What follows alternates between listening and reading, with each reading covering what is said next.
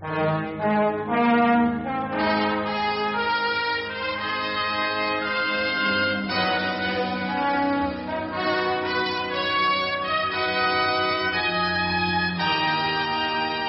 present plays from the four corners of the world. Comedy, drama, suspense, true life adventure in Tuesday Theatre.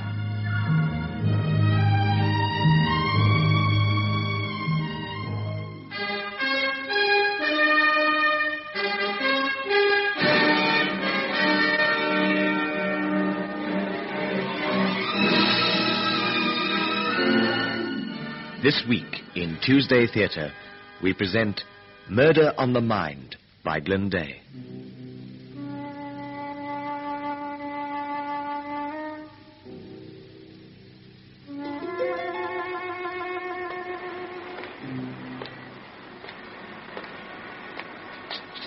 No, leave me alone.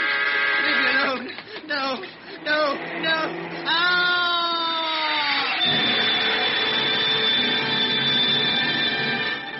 Now, distinguished smoking comes to mild cigarettes in king-size length. Dunhill Superior Mild, king size. A mild, rewarding cigarette in the Dunhill tradition. Made with patience, care, and infinite skill to bring mildness to the gentle art of smoking. Now in king-size length, Dunhill Superior Mild, from the most distinguished tobacco house in the world.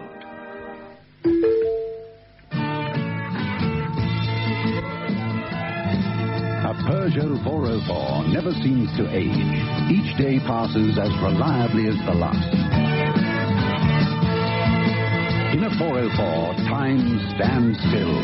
Its legendary ruggedness guarantees you years of trouble-free motoring. Peugeot 404, rugged and reliable. Peugeot 404. Drive one now. Hi, Pete. Come on over. Thanks, Tom. Hey, I see you're onto Pilsner, too. Yes, I like to start on beer and stay with it. Pilsner's the answer. It's less filling and, man, it's full of flavor. That's Hansa for you. Cheers. Hansa Pilsner is the perfect beer to have when you're having more than one. You get all the true beer satisfaction you want and an average of 24% less carbohydrates. Hansa, for Pilsner lightness. It's a world trend.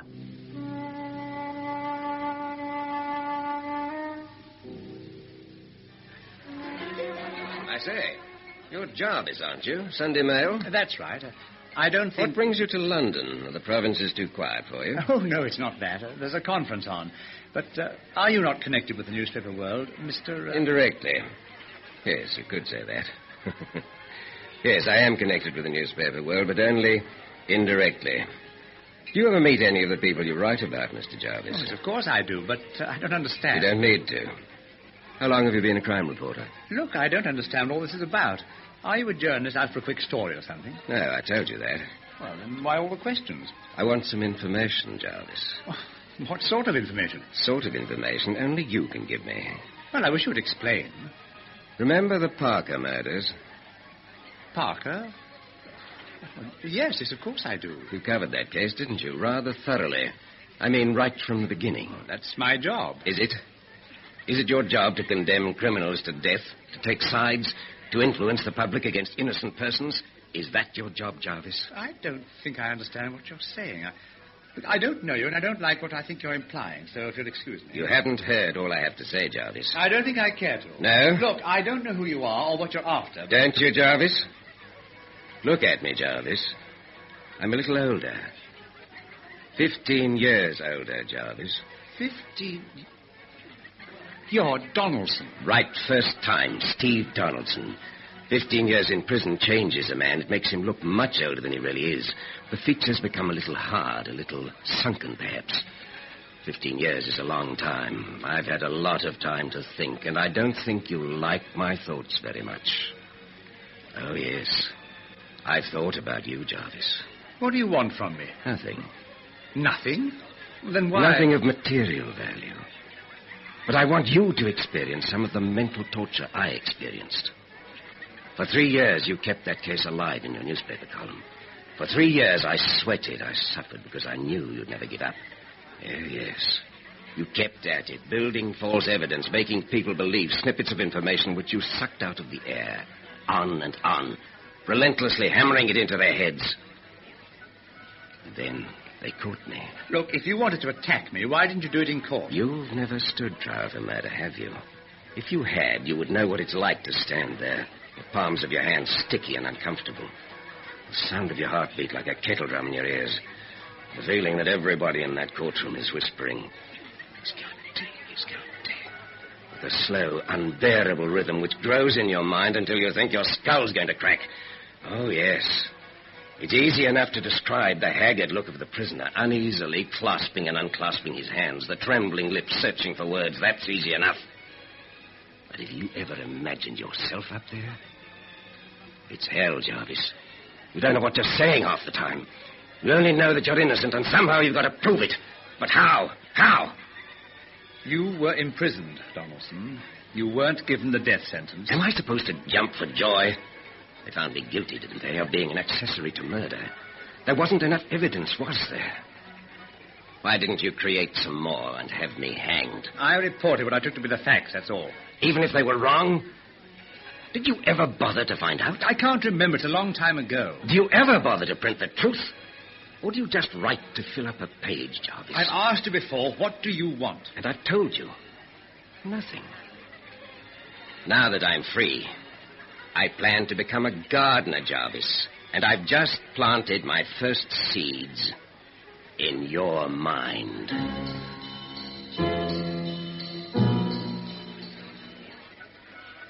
Come on, Liz, we're going. Oh, but it's still early, Stan.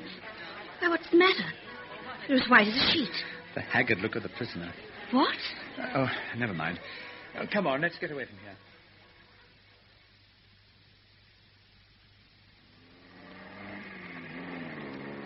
Well, Stan, what happened at that party? Do you remember the Parker murders? Parker? No, I don't think so. Steve Donaldson? No, Stan. He was there tonight. Who was? Donaldson. Well?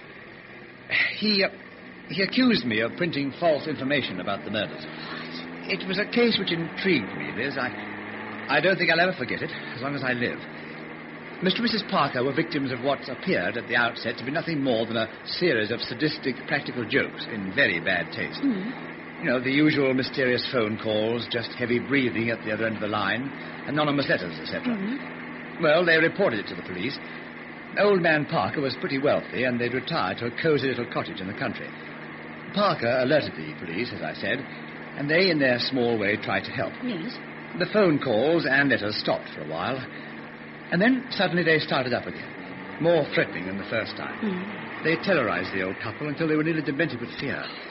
I can't remember all the details, but they'd knock on the door of the cottage late at night, throw stones through the windows, and somehow they always managed to evade the police.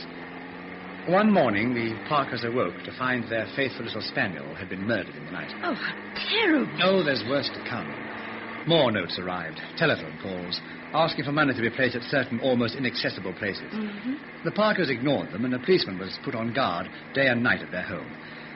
And then, one night, it was one of those nights when the fog was so thick you couldn't see your hand in front of your face, there was a triple murder. No. The policeman, Mr. and Mrs. Parker. Oh. The murderer escaped undetected. Scotland Yard did their best, and then after a long, unsuccessful search, the case died down and was shelved as one of the many unsolved murders in the fires at New Scotland Yard. Yes, but you said there was a man named Donaldson involved. Oh, yes, but that came later. Oh. As I said, I was intrigued by the case and incensed that the murderers were allowed to escape scot-free. Of course. I kept that case alive in my column for 3 years. Every couple of months, I'd unearth the unsolved triple murder and splash it across the page with photos of the cottage, the dog, the policeman, and the Parker. Oh, but I remember now. Donaldson was charged. That's right. He got away with a 20-year prison sentence. There wasn't enough evidence to hang him. But, you said he served 15 years. Yes. Oh, he was sentenced to 20, but got a remand for good behavior. Oh. He must have been released this month sometime. But tell me, did he threaten you? In a way, yes, but not directly. He accused me of building the case up out of nothing, out of my own imagination. I think he intends to frighten me, Liz, and that's all. And if he does, he's going to find himself back in prison pretty smart. Oh, but surely he wouldn't do that, not after all these years. Who knows? A man's mind can crack after such a long stretch in jail. Yes, quickly. See if you can get the number of that car behind us. I'm going to slow down. I can't see, Stan. Well, he's slowing down, too. Well, all right. Never mind. Hang on. I'll try and shake him off. All right.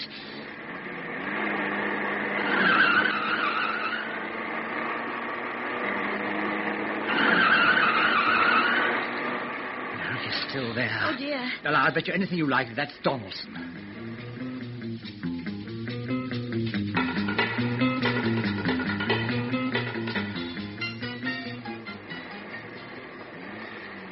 You can relax, Liz. Oh. He's turned off at the crossroads. Oh, thank goodness. Yes, he must have realized that we're coming to a built-up area. But why didn't you stop and wait till he passed you? You would have got his number then. No, he'd have stopped too and waited. We're almost home now. I know what I'm going to do when I get in. What's that? I'm going to pour myself a nice stiff whiskey.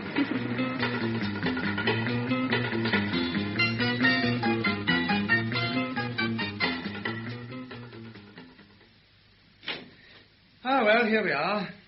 Oh, honestly, I'm shaking all over. Oh, come and sit down. I'll pour the drinks. What do you have? I think I'll follow suit, Stan. All right. 2 stiff whiskies coming up. Listen, tell me, are you going to inform the police? What about Donaldson? No, I think I'll wait a while and see what happens. If that was him following us, we'll be hearing from him again pretty soon, I'm sure of that. Oh. Who knows, he may just leave us alone after all. Well, I do hope so, Stan. I don't think I'm going to sleep tonight thinking about it. You will, after this. I wonder how he got to that party and how he knew I'd be there. Well, there were so many people there. An extra one wouldn't have been noticed. And it was composed almost completely of journalists. Yes, he'd probably phoned the office and asked for me. They must have told him. I think I'll look up that case tomorrow. It seems such a long time ago. And... Now, who can that be? Oh, no, he couldn't be so stupid. Hello? Hello? Hello, Jarvis. I just phoned to say good night. Sweet dreams. Hello? Hello? Donaldson!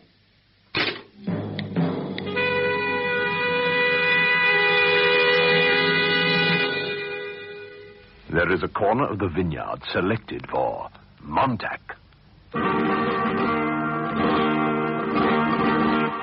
Montac Vino Blanco Selecto, a selected wine in the Spanish tradition, born of the finest white grapes, harvested from the most bountiful soil. Montac, a wine fit for noblemen, endowed with all the richness and nobility that nature alone can bestow. Montac Vino Blanco Selecto. Montac. Marquis. This is the smoking taste you can tell blindfolded. This is Marquis. Marquis is the filter-tip cigarillo with a difference. As mild and smooth smoking as a cigarette. If you're a cigarette smoker, Marquis is made for you. Try one. You'll enjoy the difference. Marquis. It's sensational. Double Velvet, the new wall paint from Plascon Evans. It looks like velvet, it feels like velvet in its delicate glow. Makes every room come alive. Plascon Evans, double velvet. There's never been a paint like it. Double Velvet with the look of luxury and the feel of luxury. Double velvet. From Plascon Evans.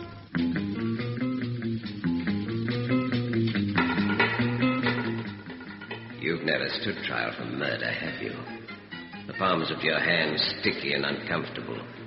The sound of your heartbeat like a kettle drum in your ears. A slow, unbearable rhythm which grows in your mind until you think your skull's going to crack.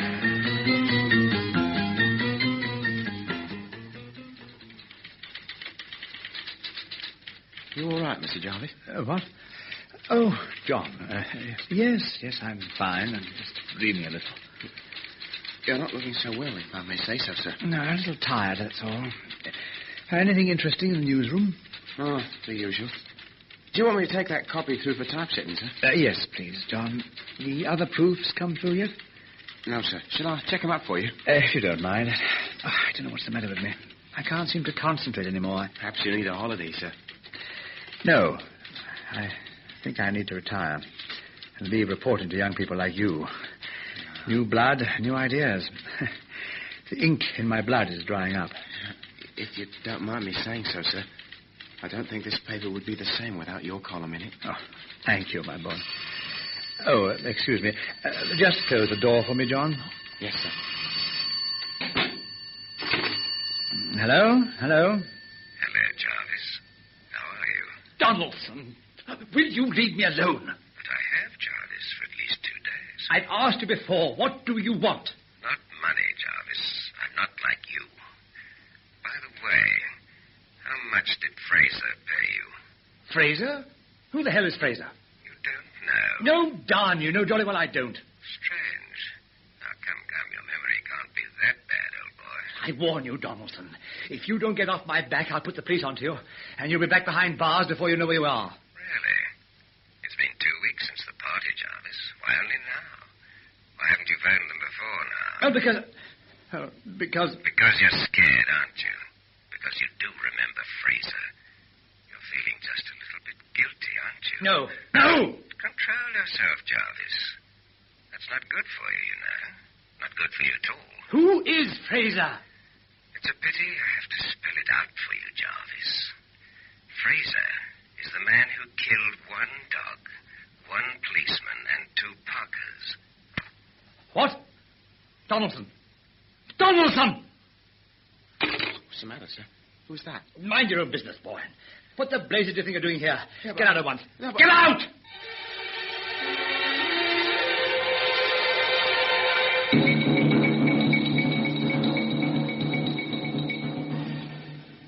Why don't you phone the police, Stan? No. Don't you see? That's just what he wants, Liz. And as soon as I do, he'll lay off. Well, wouldn't that be better for both of us? Look, Liz, there's more to this than you know. I told you the case intrigued me, and it must have seemed to you that my pursuit of justice was purely humanitarian. Well, it wasn't. But you mean Donaldson's right? Oh, no, he's not. But he's built up a completely false picture, but I'm not guiltless either. Oh. I was being paid a large sum of money by a man named Richardson to keep the case in the public's eye. Oh. I didn't know his motives. I didn't even question him, but it must have had something to do with Fraser. Fraser? Well, Donaldson phoned me at the office today. Yes? He said that it was someone called Fraser who committed the murders. Oh, but is there any way of checking up? What about the police file? They must have something on Fraser. Oh, I did that. I phoned Travers. There was a Fraser up for blackmail about 16 years ago. Apparently he left the country in 1965. As far as they know, he's now living in France somewhere. And Richardson? What about this Richardson, the man who was paying you? No, a complete blank. Stan? Yes? Why did you accept the money? Why does anybody do that sort of thing? I needed it. We were struggling then to build a home. It wasn't all that much, and I honestly thought that it was a case which should be pursued. I didn't think that... What do you think now? I think I should give up. Leave here. But why? Because of one man with a vengeance? Look, if he's not a murderer, he won't commit murder now, surely. And if he tries, the police will step in. Oh, in fact, I still think you should phone them, Stan. Oh, please listen to me. No. But what have you got to lose? Are you too proud? Is that it? Do you want to run away like a criminal? A criminal? He asked me if I knew what a criminal felt like. I think I do now. I keep looking over my shoulder and wondering if somebody is following me. My eyes keep flicking to the rear-view mirror when I'm driving to and from work. I keep waiting for the phone to ring, looking out for the mail, for anonymous letters. Oh, Stan. He's playing on my nerves. He wants me to break down completely. That's his game, and I can't play it any longer. I can't. I can't.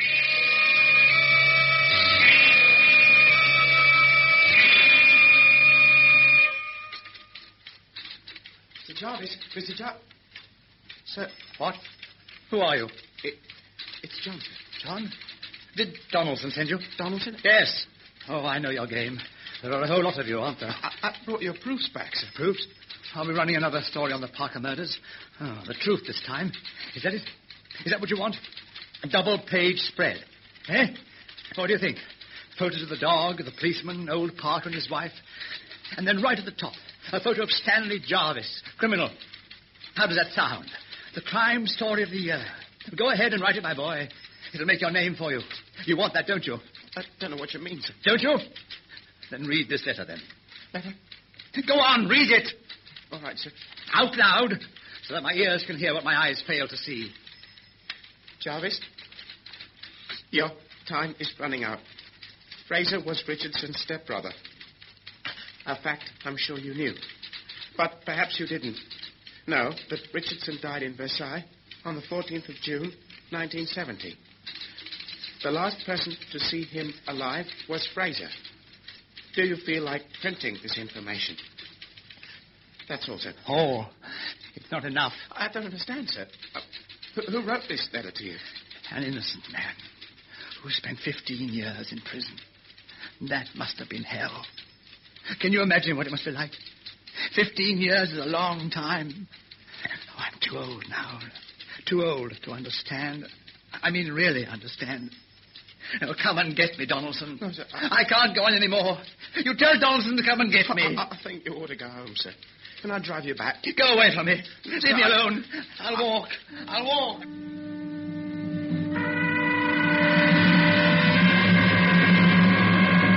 Walk. That's what he said to me. Walk, Donaldson, as if I were a ruddy dog. And you walked. You know what I did? I stopped just where I was and didn't budge. I wasn't going to be pushed around by anybody. I was innocent. And that ruddy prison warden knew it, too. Jarvis knows it now. And he's going through what I went through, and I'm glad. What you gonna do to him, Steve? Nothing. What do you mean, nothing? I'd make him pay for what he did to you. If I was you, I'd make him suffer. Well, you're not me, so shut up. What's the matter with you? You scared? Of course I'm not scared. Well, then why don't you beat him up? I would. I'd make him suffer, I tell you. Really suffer. He knows, Fred. He knows what it is to suffer. He's suffering right now. He's running away from me. But he doesn't know where I am. And he doesn't know what he's running to. I'm innocent. And he knows it. Yeah, but who else knows? Is he going to print an apology so everybody can read it? Never. No, he doesn't need to. You should have heard his voice on the phone this afternoon. I've broken him good and proper. He's finished as a newspaper man, finished. That's not enough, Steve. You know it. You've got to do the job properly. You've got to break him so he'll never write again. Is that what you would do? Yeah. I'd break him the way a swine like that deserves to be broken. By force. I'm not the violent type. Never have been. Yeah, you're a coward. Coward? No, I don't think I am. I don't think I've any reason to be brave, either. I shouldn't have done it. Hasn't made me any easier. What are you talking about? It's justice, that's what. You'd feel easier if you smashed him up. That's what I'd do. And I wouldn't pull any punches either. It's not my way of working, and never has been. Someday I'll teach you how to pay back debts. The right way. You won't have to teach me. 'Cause I won't be jailed for murder, Steve. You will.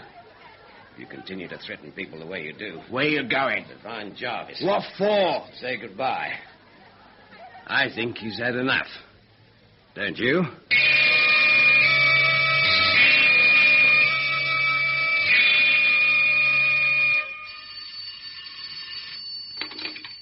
Hello? Mrs. Jarvis? It's John Harris. Oh, yes, John. Has Mr. Jarvis arrived home yet? Well, no, John. I thought he might be working late.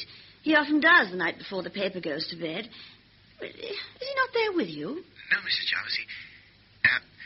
He was in a bit of a state. Oh. I suggested he went home. He left about an hour ago. He said he was going to walk. Oh, John. Well, what do I do? Don't you worry too much, Mrs. Jarvis. I'll see if I can find him. Oh, good. I'll ring you back.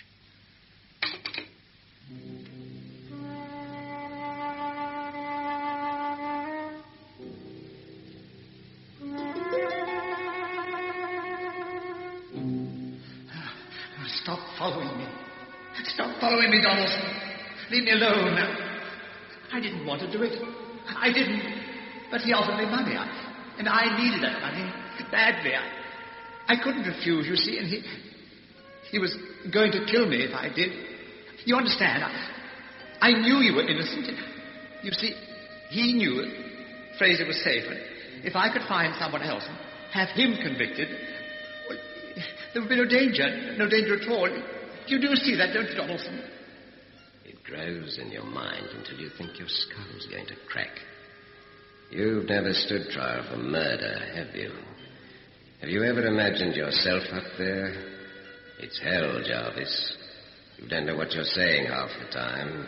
You only know that you're innocent, and somehow you've got to prove it. But how? How? I don't know how. I want you to leave me alone. No, Donaldson. Leave me alone. Leave me alone.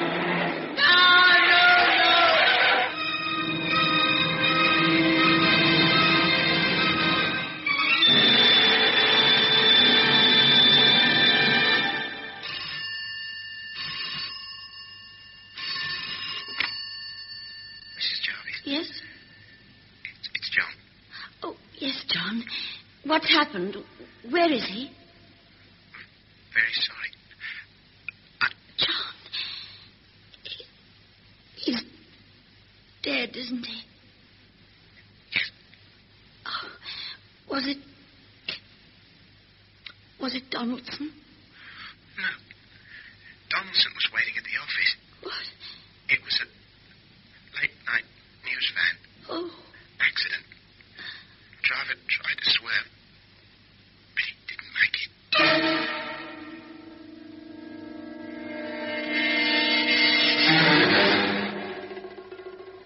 Lexington, for after-action satisfaction. For a flavor break when you've had your action, reach for smoke and satisfaction. Alive with flavor that's number one, man, relax with a Lexington. Lexington, that's the one. When it's time to relax, that, believe me, is Lexington time. Time for Lexington's real honest-to-goodness tobacco flavor.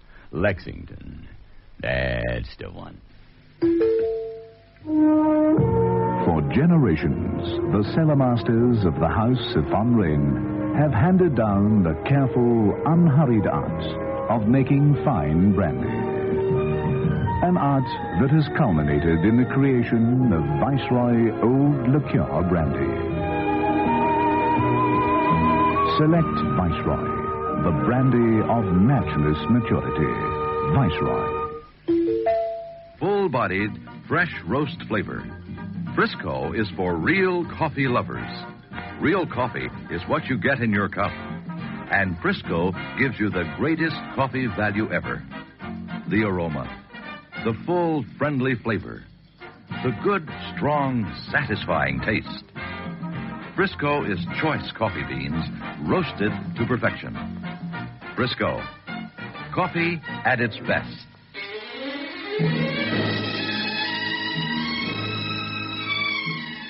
In Tuesday Theatre, you heard Murder on the Mind, written and produced by Glenn Day, with James Irwin as Stan Jarvis, Harold Freed as Steve Donaldson, Valerie Miller-Brown as Liz, and Jack Claff as John.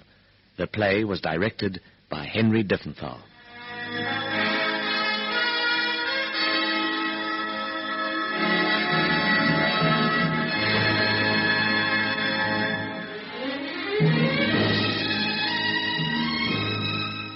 Listen again next week when once again we bring you a comedy, a drama, or a play of suspense in Tuesday Theatre.